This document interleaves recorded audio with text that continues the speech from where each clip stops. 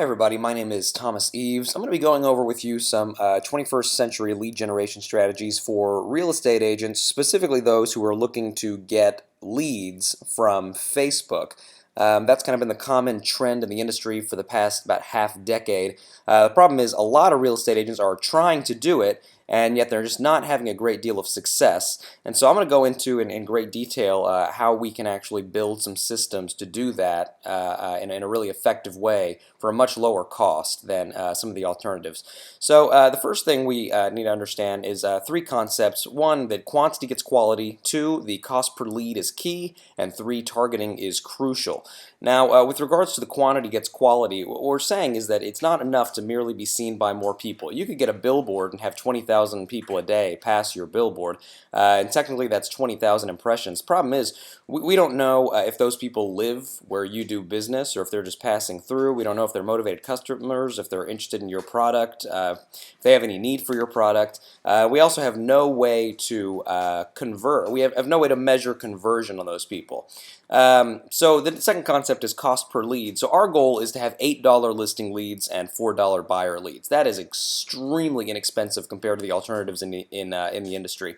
So the competition, and that's like your Zillow, your Realtor.com, could be $400, and that would actually be very low to get a listing lead, and then $100 plus for buyer leads, at least on Zillow. So, and then on Zillow, not on all of them, but Zillow specifically, they do tie you into a 6-month contract as well. So you're contracted to pay a certain amount every single month, regardless of how many leads you get and how they turn out.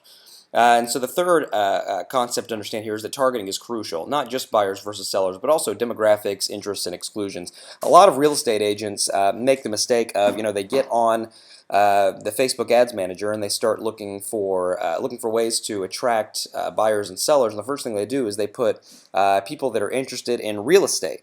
And then they wonder why they don't get any leads. And what ends up happening whenever you make the interest real estate is you attract a bunch of real estate agents. And you don't attract people who are actually interested in buying or selling real estate.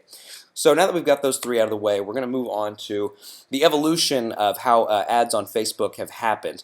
So the first is the old, or what I call the antiquated way, which is you would click on your ad on Facebook, and then that would take you to a squeeze page or a landing page or a lead page. And then from there, the potential client would have to fill out their information, and then their information would be sent to an email marketing service so that could start following up with them in emails. And then the email tool would be tied into a survey tool to try to get those people to give you information so that you would know what they were looking to do and what their motivation was. So that's and it worked for some time, and yet the better ways have been developed since then. The next way that happened, what I call the improved way, is that Facebook kind of left everything in. They tried to keep more in Facebook. So instead of clicking on the ad and it taking you to some random page off of Facebook, which kind of made people put their walls up, Facebook kept a native form so that when you clicked on the ad, it just had a little pop-up inside of Facebook itself, and you could gather the person's information. And then from there, it would go into your CRM and go into a drip campaign. The reason that step is still there is because while we might have the lead, we still don't know what their motivation is. We still don't know anything about them. We don't know what they're looking for. So, so this, while it is an improved way, it's still not the best. This is the new way. The new way actually, see, whenever we look at some of these old methods, every single time you see an arrow that points to a new step, this is another step that the buyer or seller has to go through to get what they want. It's another click. And it's also another click that they have to do, another task they have to perform in order for you to get what you need, which is not the lead. A lot of people think you're buying leads. Leads are plentiful. What you're looking for is conversions. Right?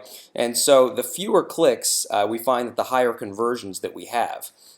So the new way actually keeps everything in Facebook. So imagine you click on the ad, and what happens is that it pops up a Facebook Messenger window, and then that's how it converts the client. And I'll show you a demonstration of that.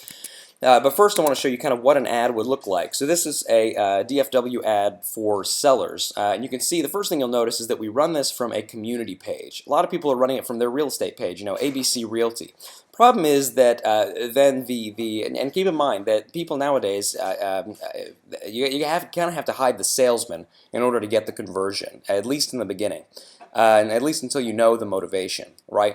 So we run it from community pages, and that is cities, neighborhoods. You want it to be big enough that you can market to at least 10,000 people, but small enough that people, if I see an advertisement for a community page for Texas, well, I might not add that because there are plenty of those. But if I see one for my specific neighborhood or for my specific city, I'm probably going to like that page, be a part of that page, just because, I want to be in the loop. I don't want to be left out of the community information. So we run these ads from community pages. So this is what it would look like. So imagine you click on this ad or you click on send message here, and what would happen is that you would be sent to a little messenger bot. It would pop up here on the bottom, just like you were sending a message to a friend or a family member, or someone was sending something to you, and it says, "Hi, first name. It looks like you're interested in getting a home valuation." So this would be for sellers, obviously. Looks like you're interested in getting a home valuation. Click below, and I'll let you know what your home is worth right away. So we'll click that. Let home valuation, and it says first things first, what's the address of the property? So I'll just type the address of a property I know of. It's kind of near where I live, 2908 Chisholm Trail. And it'll say, awesome, Thomas, what city is that in? And that's in Corinth. And the last thing I'll ask is, what's the zip code? So I'll put the zip code in. And then I'll ask one more question, which is just crucial. Like, what's your motivation? Is this someone who's looking to move right now? Is someone who's looking to move in 30 days, 60 days, 90 days, 6 months? And you'll notice I don't provide a feature for not interested in selling, because why else would you be getting a home valuation, right? So let's click on 30 days, and it says just a second while we calculate your home's value. And it sits there, and we kind of have a tool in there that makes it look like someone's back there typing. And here you go. Based on the information you provided, we estimate that your home could sell between $220,600 and $243,822 based on condition and time of year. So it gives them exactly what they want, and then it offers them some options: sell my house, send comparables, and talk to an agent. It doesn't really matter which one they click, because they're all designed to do the same thing, which is gather their information. Now, a lot of people ask, why wouldn't you collect the information before giving them what they want? The answer to that is because they will not give it to you. Their walls come up real quick whenever you start asking for contact information before you've given them any value, right? So we've given them what they want, and now we've given them options. They're call to actions here, right? So let's say that sell my house. They want it done. We say, we can do that first name. First, let's get some information. What's your best email address? So I'll just put the email address that I give to people when I really don't want them to contact me. Put in my Hotmail. And then, thanks, what's your best phone number? And so I'll just put my office number. And then it responds and says, thanks, Thomas, we'll reach out to you shortly and set up an appointment. In the meantime, feel free to use one of the options below to reach out to us or get more information. And they can go to my website, they can call me immediately from the Facebook application, or they can go and like my realtor page on Facebook. So yeah, that's kind of what the seller portal looks like. And what you don't see is that in the background, there is a Google Sheet that's capturing all the information that I'm typing in. So you're getting all the information in a Google Sheet, and obviously this can all be imported directly into your CRM. However you want it to be done, it can be done. So now let's do the exact same thing except for the buyer portal. So so here is what I'm actually going to delete this, and we're going to start from scratch. So here's what it would look like from a buyer portal. So you would click on the ad, and it would pop up, and it would say, let's see how much you qualify for. First question, how much do you make each month before taxes? So the person would enter, let's say they make $8,000 a month. And it'd ask them some basic questions. Do you have a monthly car payment? Yes, I do. How much is it? Let's say that it's, I'm getting ahead of it. What's your monthly auto payment? Let's say it's $300. Okay. You have a monthly credit card payment. Let's say, yeah, I've got a monthly credit card payment. It's just $100. And then it says, do you pay child support? No, I don't pay child support. And do you have student loan payments? No. So just a second while we calculate your pre-qualification, just like the last bot did. It takes a moment to think. Then it comes up. So based on a 30-year mortgage, decent credit, and current interest rates, we estimate that you could qualify for a mortgage up to 268, 368, 31.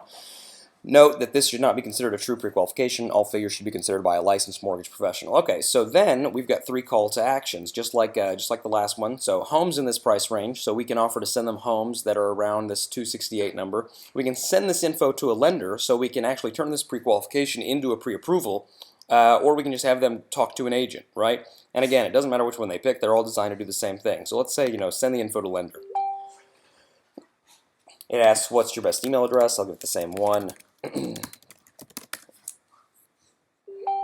And then, "Thanks, Thomas. We'll get you everything we promised you shortly." Like us on Facebook, call us. So it gives us the same options that it did on the last one. And then same as the earlier example, it puts all of this into a Google Sheet for me. So really, really convenient stuff. And then obviously we can use that to convert these people at a high level. We have their motivation, we have all of this, and not to mention, even if let's say they stop halfway through the bot, they don't give us their information. Well, we have their information on Facebook. We can actually communicate to them via Messenger. We can even set up drip campaigns through Messenger. So this is actually lead generation in the 21st century. This is where Facebook ads are going. So if you have any questions about that, feel free to reach out to me. Thanks for watching.